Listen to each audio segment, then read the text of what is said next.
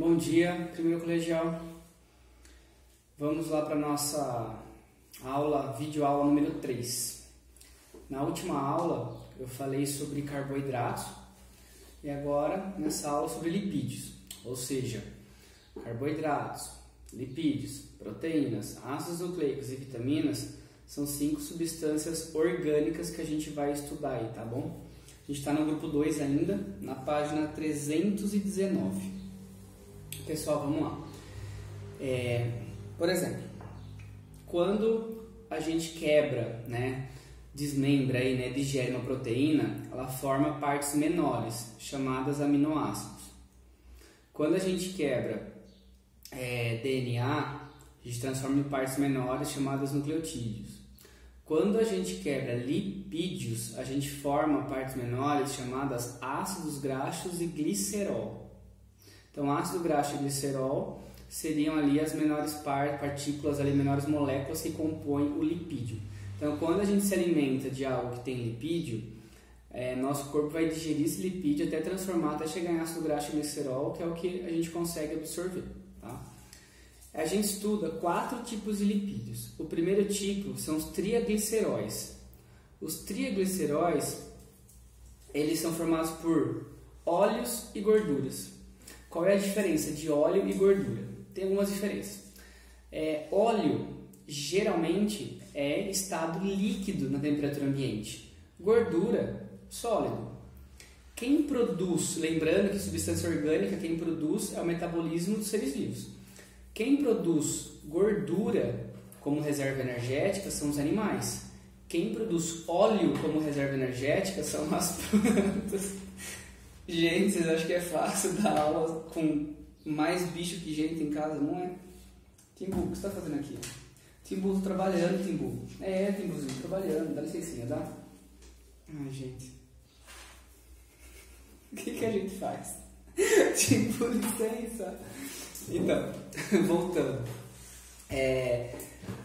Por exemplo, a planta ela produz óleo como reserva energética. Então, semente de girassol, semente de soja, enfim, o milho também também produz um pouco de óleo. Então, assim, as plantas produzem óleo como reserva energética e os animais produzem gordura, tá?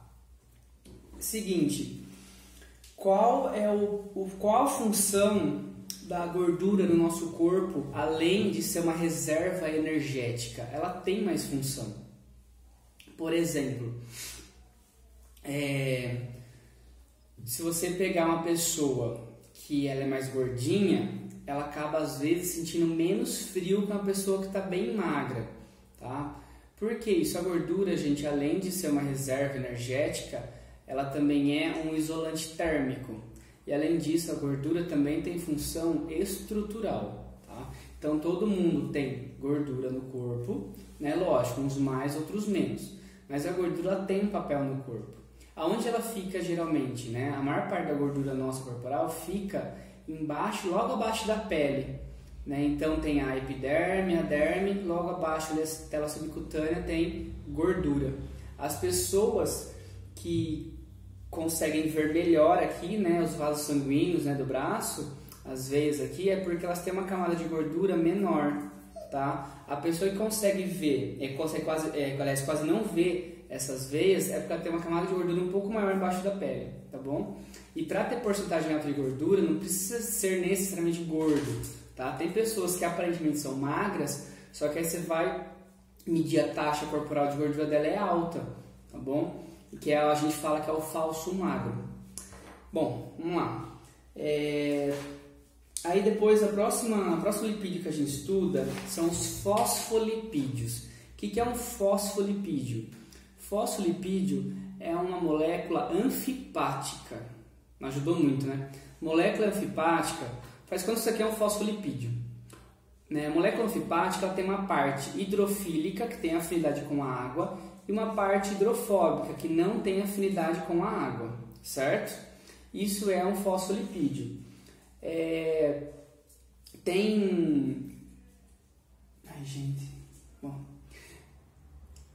O fosfolipídio ele compõe as membranas biológicas, a membrana plasmática, membrana nuclear. Só que a membrana plasmática, ela é uma dupla camada de fosfolipídio. Ela tem um fosfolipídio de assim e um fosfolipídio de assim. Ou seja, ela é dupla camada de fosfolipídio, certo? Então, a principal função do fosfolipídio é compor as membranas biológicas. Lembrando, pessoal, que todos os seres vivos, né, todas as células possuem membrana biológica, tá? Possuem a membrana plasmática, exceto vírus, né? Outro tipo de lipídio que a gente vai estudar, as ceras, tá? A cera é um tipo de lipídio que tem algumas funções como proteção, impermeabilização. No nosso corpo, a gente tem cera principalmente na orelha, né?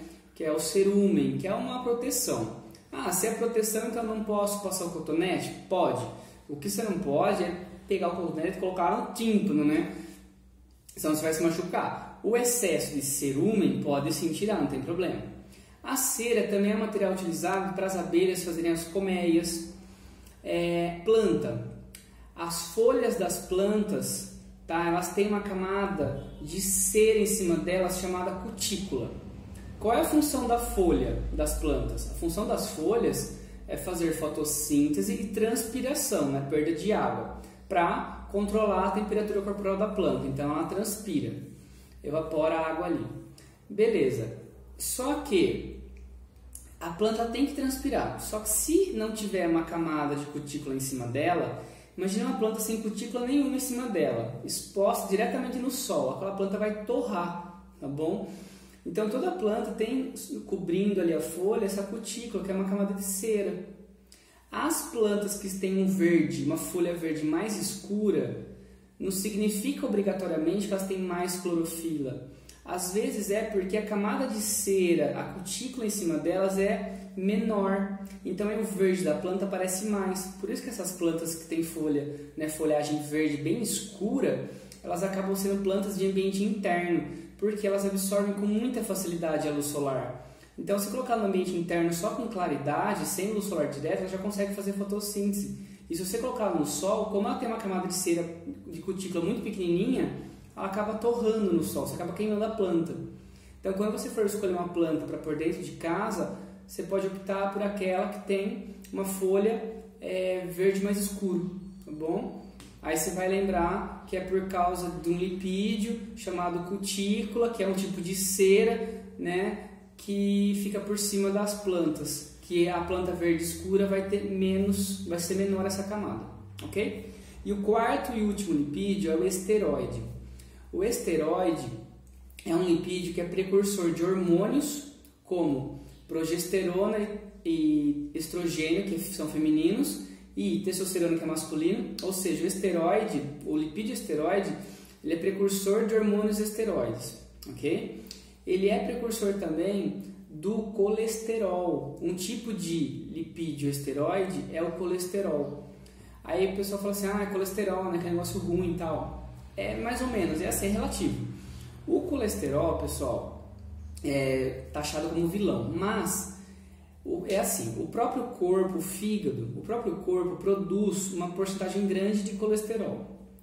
Então, por exemplo, faz quando eu vou fazer exame de sangue e estou com um colesterol ruim alto. O que acontece? Se tiver alto, mas se não muito alto, eu consigo controlar esse colesterol com minha alimentação. Agora, se tiver muito alto, só a alimentação não vai resolver. É um problema genético, porque meu próprio corpo produz colesterol. Então, se tiver uma taxa muito alta, é medicação, tá? Qual a importância do colesterol para o nosso corpo, já que o corpo produz? Então, ele tem uma importância? Tem. Primeira coisa, o colesterol faz parte da membrana plasmática das células animais.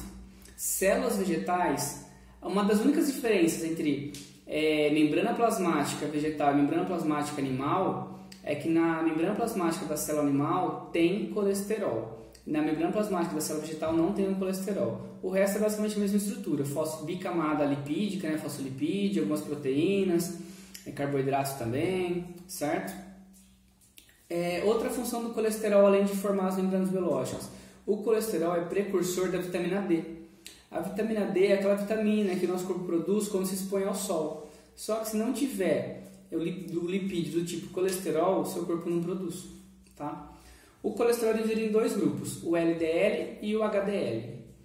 São siglas em inglês, tá? O LDL, esse L primeiro vem de low, né, de baixo, que é uma molécula de baixo peso aí, né, baixa densidade. O LDL é o colesterol ruim, por quê? Como ele tem uma baixa densidade, quando ele passa pelos vasos sanguíneos, ele vai se acumulando na parede dos vasos sanguíneos, das artérias, das veias. E aí a pessoa pode ter realmente um infarto, né? Uma aterosclerose, enfim, ela pode ter um AVC, vários problemas. O HDL, de high, né, de alto, né, que é um lipídio de alta densidade, né, da sigla em inglês, ele vai limpando os vasos sanguíneos. Então ele passa pelos vasos sanguíneos ali no sangue e vai limpando, ele vai tirando aquele colesterol ruim, tá? Aonde tem o HDL, né, o próprio corpo produz, e tem alguns alimentos com HDL, que seria o azeite, o abacate, o peixe, só que não frito, né, pode ser assado, cozido ou cru. Tem HDL, também tem em algumas castanhas. Então tem vários alimentos aí que são, né, ricos em HDL, né, que estimulam o bom colesterol, tá? Aí, pessoal, só para encerrar o seguinte, né, já que a gente está falando de lipídio, carboidrato, vamos falar um pouquinho de dieta. Muitas pessoas querem emagrecer e aí a primeira coisa que ela faz é diminuir ou cortar o carboidrato. Realmente, você diminuir o carboidrato, você tem uma tendência grande de emagrecer. Mas tem um perigo nisso. Um grama de lipídio gera para o nosso corpo 9 calorias. 1 grama de carboidrato gera para o nosso corpo mais ou menos 5 calorias. Ou seja, o lipídio é quase o dobro, né, tipo, de rendimento energético que o carboidrato. Só que quando a gente estuda respiração celular, né, geração de energia, DTP, a gente estuda sempre quebra de glicose, né, de açúcar, né, de carboidrato. Por que o corpo ele prioriza? Por que ele prefere que o organismo, o metabolismo, quebre carboidrato em vez de lipídio para gerar energia? Sendo que o lipídio é muito mais energético. Porque é o seguinte, todo metabolismo nosso, ele pode gerar radicais livres, que são moléculas prejudiciais, né? A respiração celular, quando usa a glicose, o carboidrato, ele vai gerar radical livre. Só que muito menos e muito mais fácil de ser eliminado do corpo do que os radicais livres gerados quando degrada lipídio. Quando você degrada lipídio, você gera muitos radicais livres e um deles, que é difícil sair, chama corpo cetônico. Ele pode causar uma acidose no sangue. Então, se eu quiser emagrecer e fizer uma dieta e não comer nada de carboidrato, nem arroz, nem macarrão, nem pão integral, nem fruta, porque tem carboidrato também, cortar o carboidrato 100%. Eu vou comer só a salada e a carne só, e você 100% cortar o carboidrato, você ficar muito tempo nessa dieta, você vai emagrecer? Vai, com certeza. Só que você pode entrar em coma e até morrer, tá bom? Então é assim, quem quiser emagrecer, tudo bem, diminui sim o carboidrato e tal, mas não pode cortar 100%. De alguma fonte tem que ter o carboidrato, nem que for da fruta, ou então come um pouquinho menos, né? Tipo, eu comia 3 colheres de arroz no almoço, vou comer uma, alguma coisa tem que ter, tá bom? Senão acaba sendo prejudicial. E outra, se você ficar muito tempo sem comer aquele alimento, né, o carboidrato, por exemplo, o corpo vai entender que você está passando uma certa restrição aí, né, nutricional. E aí, a hora que você emagreceu o que você quis, emagreceu 10, 15 quilos, sei lá, a hora que você volta a comer o carboidrato, o corpo pega aquele carboidrato e armazena o máximo possível para tentar suprir, né, tipo assim, já passei necessidade uma vez, né, vai que eu passo de novo, então ele pega e começa a armazenar. Então você acaba engordando. Tem uma revista que a capa da revista chama assim, dieta só ajuda a engordar. Porque na verdade quem quiser emagrecer, o certo é fazer uma reeducação alimentar, né? Comer de tudo um pouquinho, só que quantidade menor, né? Algumas coisas restringir só para um dia por semana. Você tem que mudar a alimentação de maneira geral para o resto da vida. Não adianta você fazer dieta um mês e voltar depois a comer o que você comia antes. Você vai engordar mais do que você perdeu. Você emagrece 10 quilos, você volta a comer normal, em 2 meses você engordou 15, tá bom? Então tem que tomar cuidado com as dietas loucas aí, beleza? Deixa eu ver se eu pulei alguma coisa. Aqui ó, tá falando da gordura trans. Pessoal, a gordura trans é uma coisa bem interessante vocês saberem, tá? É um textinho aí.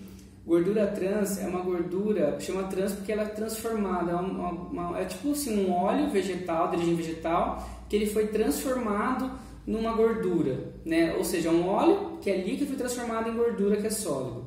Nessa transformação, né, por isso que chama gordura trans de transformação, ela acaba ficando com características muito nocivas para o nosso corpo. A gordura trans, assim como o LDL, que é o ruim colesterol, o mau colesterol, ela se acumula nas paredes das artérias e das veias. Então ela aumenta o risco de infarto, AVC e outros problemas aí vasculares. As margarinas, tá? Com exceção de algumas que são creme vegetal, que é um pouco diferente, mas as margarinas em geral, elas têm gordura trans, tá bom? Então, eu falo para as pessoas, se puder trocar a margarina pela manteiga, a manteiga tem lipídio, né? Lipídio quase puro ali, né? Mas a manteiga é muito mais próxima ao natural, muito mais saudável, entre aspas, né, do que a margarina. A margarina é uma coisa muito industrializada, ela tem gordura trans e eu não aconselho o uso de margarina, tá bom? Manteiga é mais caro, infelizmente, né? Mas vale a pena investir em manteiga do que em margarina, tá bom? Dicas de saúde também na aula. Deixa eu ver se eu pulei mais alguma coisa, acho que não. Não, pessoal, falei tudo.